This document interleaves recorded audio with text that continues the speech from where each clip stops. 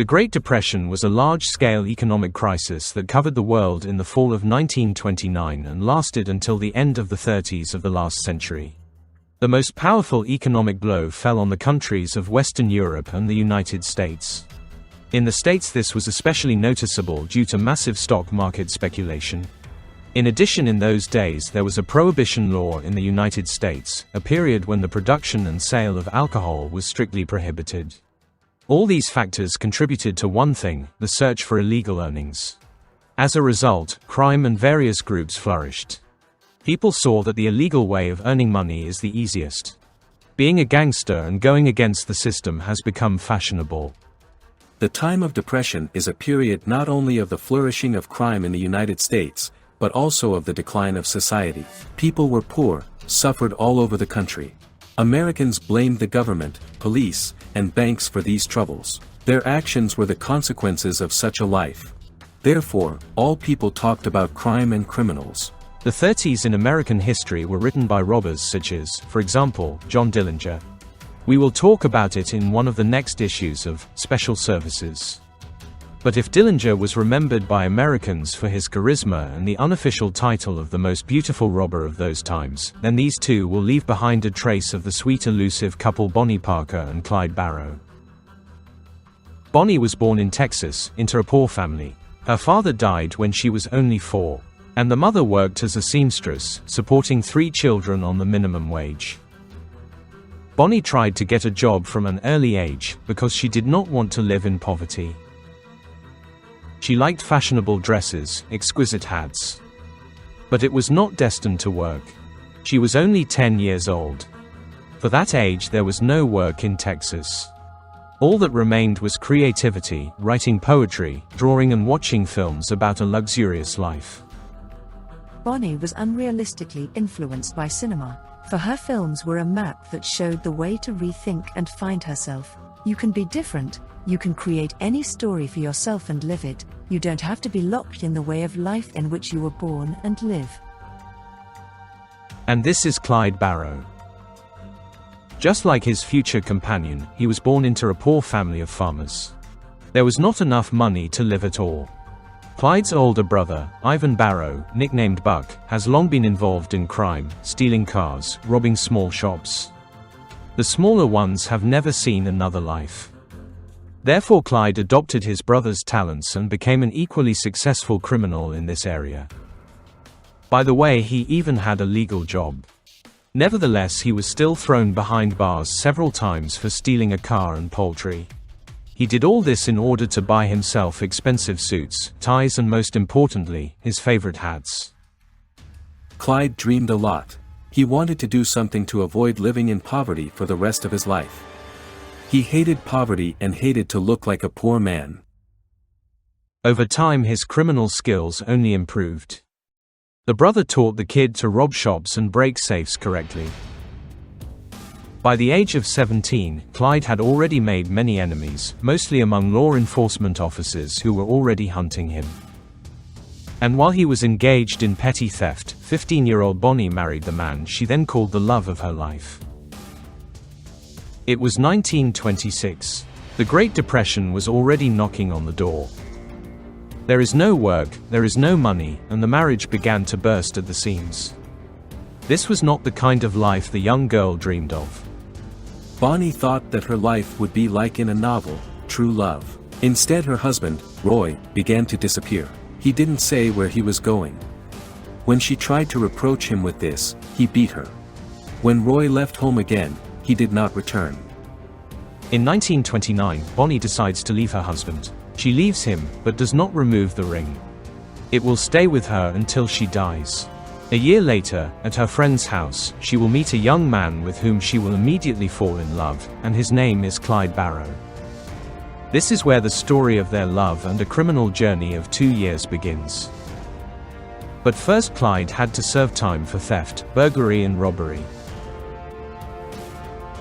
Interestingly, Bonnie fell in love so much that she was not at all upset by the fact that Clyde is a dangerous and unstable person. He was the complete opposite of the man she had dreamed of all her life. Clyde was arrested a few days after meeting Bonnie. He was thrown behind bars, but managed to escape, because Bonnie carried a gun into prison. He was caught again but released early in 1932. Prison was a kind of respite for Clyde. Usually he was caught in petty theft and fraud, and therefore he did not shine for more than a few months. Although when he got bored in the cage, he looked for ways out. And the simplest of them is a prison riot. And then the escape. And besides, the conditions of detention in prisons at the beginning of the 20th century were not the best. And as you remember, Clyde simply hated poverty. The prisoners planned to escape. Law enforcement officers found out about this and regrouped everyone. Clyde was transferred to another cell. And there Clyde met an older prisoner who ambushed him and beat him severely. To get revenge on him, Clyde smeared his head with a pipe. From then on, the people who sat with him said that he had become a completely different cruel person from a child.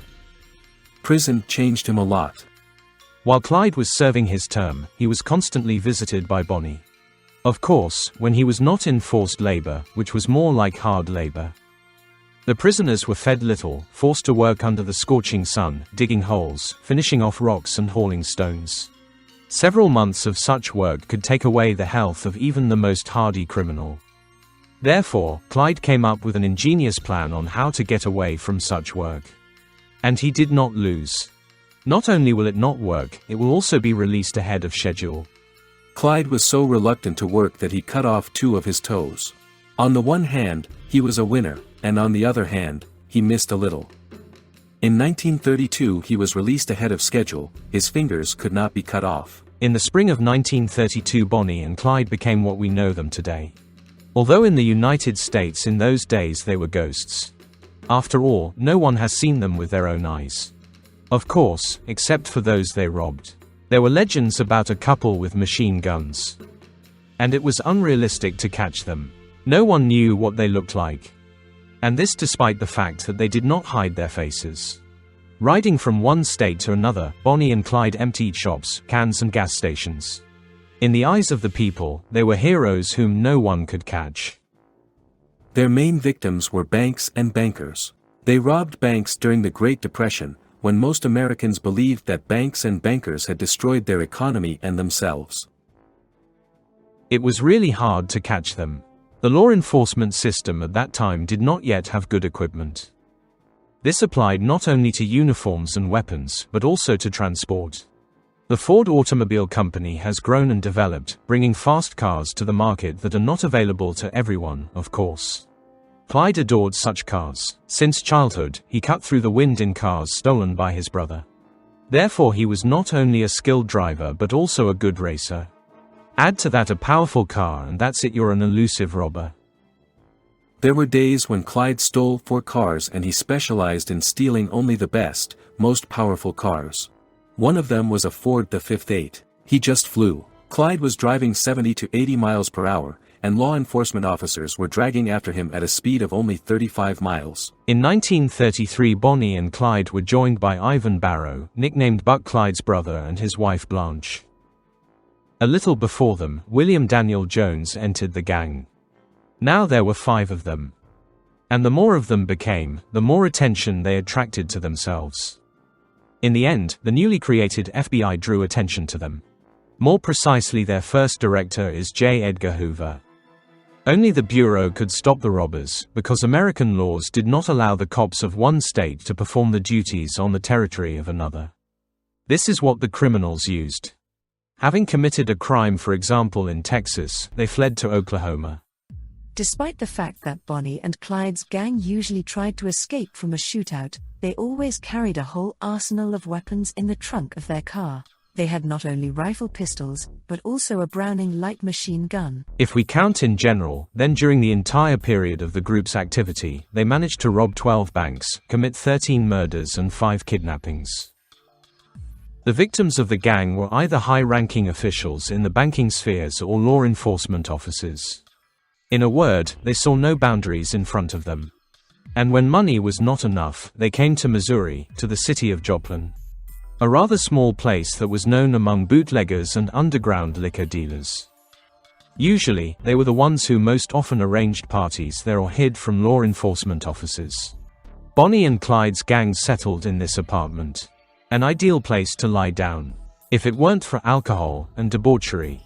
They caused such discontent among neighbors that they called law enforcement officers. The suspicion also arose due to the fact that the license plates of the car were Texas, not local. The patrol officers who came to the call thought that they would handcuff ordinary petty thieves. But no one expected that a heavy fire would be opened on the cops. The first officer got out of the car and went to the garage door to prevent Clyde from closing it. Of course, he didn't know who was standing in front of them and what to expect. Clyde immediately opened fire with a shotgun, hitting him in the neck and shoulder. He was the first officer to be killed in that shootout. From the windows of the house, the rest of the gang members also started shooting, killing another officer. When it became clear that help would soon come to law enforcement officers, the bandits quickly got into the car and fled. Chasing them was pointless, but they left something behind. Something that will forever turn their lives into hide and seek with cops. Bonnie, Clyde and company did not take their photos and left many fingerprints. At the same time, for the first time, America found out what these bandits really looked like. All these images were sent to newspapers, describing the robbers as an evil that must be stopped. But for simple, impoverished citizens, the robbers showed only a different way of life. Bonnie posed for the camera with a cigar in her teeth and revolvers, as if demonstrating that a woman's life may not be as boring as Americans used to believe. Instead of anger and hatred towards the killers, most Americans began to support them and sympathize with them.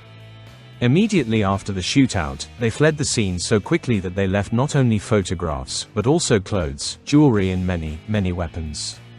They appeared at a time when most Americans, one might say, needed them. They were like Romeo and Juliet in an innocent romance. A little in espionage, a little in drama. It was a time when the country suffered from a lack of entertainment. For 3 months after the events in Joplin, the gang drove around America, only occasionally robbing shops and gas stations to get money to live. It was necessary to find a new place to wait out the police raids. The task is not easy, because their photos were posted in every hotel, motel, pub and restaurant. It was no longer possible to go unnoticed. The only option is to go to remote villages, where no one has heard of the notorious notoriety of robbers. And so they decided to do it. And they almost got there. If it weren't for the accident. On June 10, 1933, on the outskirts of Texas, Clyde's incredible driving skills let him down. He lost control, flew off the road, and the car rolled into an abyss. A fire started. Before Bonnie was pulled out of the fire, her right leg was badly burned. Since then, everyone who has seen Bonnie with their own eyes remembers that she walked very badly on her own. It was sometimes worn by Clyde. There was no point in running away. It was necessary to settle down and wait for Bonnie to recover. They settled in a small farm. The owner of the estate allowed him to live for a few days for a moderate fee. But he thought that only Clyde and Bonnie would be in the room. The rest of the gang members passed in secret. They were tracked down very quickly. The fact is that Clyde bought food for 5 people in a local store. Very suspicious, like a young couple. And besides, he stocked up on bandages and various drugs for his beloved. Then people began to suspect that it was not just a couple, but Clyde himself, who was trying to save Bonnie. They didn't have to wait long for law enforcement officers. They sent several units to be detained, but the gang managed to escape again. However, this time not all. In July 1933, in another shootout with law enforcement officers, Buck and his wife Blanche were detained. Buck was wounded in the head and could not escape. A few days after his arrest, he died in hospital after surgery. Blanche hurt his eye. Since she could no longer run, they also managed to catch her. The FBI took the matter seriously. They supplied the police on the ground with all the necessary information about the robbers. The feds knew that Clyde had lost 2 people. Bonnie was left crippled. It's time to arrest him. Clyde, on the other hand, also knew that sooner or later he was finished. He will not be imprisoned this time. The death penalty awaited him. Therefore, he did not want to surrender to the cops. He still had trump cards in reserve. He knew where to recruit people. And although he will still implement this plan, the feds and rangers will still be more cunning. The FBI created a roadmap by analyzing the gang's most frequent travel routes and already knowing what cars Clyde uses in theory, they made approximate routes where the gang would pass. An operation of intensive hunting for robbers began, and Captain Frank Heimer was appointed in charge. Captain Frank Heimer was a legend among the Texas Rangers. Among all of them, he was the toughest and strictest. He often told the new Rangers that the best way to legally deal with a criminal was to put more than 40 bullets in him. And he followed this rule. He devoted most of his life to hunting criminals. He has 53 murders on his personal account. And that's not to mention the 17 bullets that hit him. And how many times he hit the gangsters is still unknown. Interestingly, several times he did attack Clyde's trail, even gave chase. It did not come to a shootout. Perhaps Clyde realized who he was dealing with, so he didn't want to confront them head-on. He knew his strengths perfectly well and skillfully used it. Clyde's driving skills, which he used to the fullest, accelerating to 70 miles per hour, allowed him to escape almost any police ambush. Note that he performed all these tricks when a normal hydraulic braking system did not yet exist. If Clyde had been born later and was also interested in cars, then he would have been a racing champion. Meanwhile, it is January 1934 outside. Clyde and Bonnie are still in hiding. There is practically no money left for subsistence. And Clyde decides to bring his long-standing plan to life, to free close friends from prison. This requires a riot in prison. Everything was thought out to the smallest detail, it remained only to get to the destination. In case of success, his gang would grow with loyal and strong members. It will be possible to rob banks and attack law enforcement officers openly. If the operation fails, Clyde will be executed. Bonnie will most likely suffer the same fate. On January 16, 1934, Bonnie and Clyde staged a shootout at Texas State Prison Eastham. 5 prisoners escaped, shooting 2 law enforcement officers in the process. Clyde hid the weapons for them in advance in the agreed place. As they fled, Clyde covered them with machine gun fire from a Browning. The implementation of the plan was successful. The friends were released, the gang was replenished, but it was not possible to continue the robberies. On May 23, 1934, they drove their Ford B8 down a country road in Bienville, Louisiana. The bandits did not suspect that Frank Heimer and 5 other officers had prepared the trap by sitting in the bushes. As soon as the car appeared on the horizon, law enforcement officers immediately opened fire. So the detention of robbers turned into execution. The shootout lasted only a few seconds, but during this time they put more than 150 bullets into the car. Bonnie and Clyde received about 50 bullets each. Their bodies resembled a sieve. This is the end of their story. In fact, before it began, hundreds of people gathered near the car. Everyone wanted a piece as a souvenir. It's the same story with funerals. Thousands of people came to say goodbye to folk heroes, gangsters, who were finally caught. Interestingly, their last will was never fulfilled. Bonnie and Clyde asked to be buried together. My great-grandmother did not allow them to be buried together. She said that Clyde had been with Bonnie in life, so he would be with her in eternity. As for the legislation and the upcoming gangster brawl in the United States, everything has changed dramatically. The FBI received expanded rights, which actually made it impossible for the successes of the criminal Romeo and Juliet to appear. Increased funding and improved working conditions for law enforcement officers brought them to the same level with criminals. There was no longer any need to confront Browning with a gun. And as for Bonnie and Clyde, their deaths were terrible and very fast. But the memory of them remained for a long time and has reached even today. Films and TV series are made about them, songs are written and theatrical scenes are staged.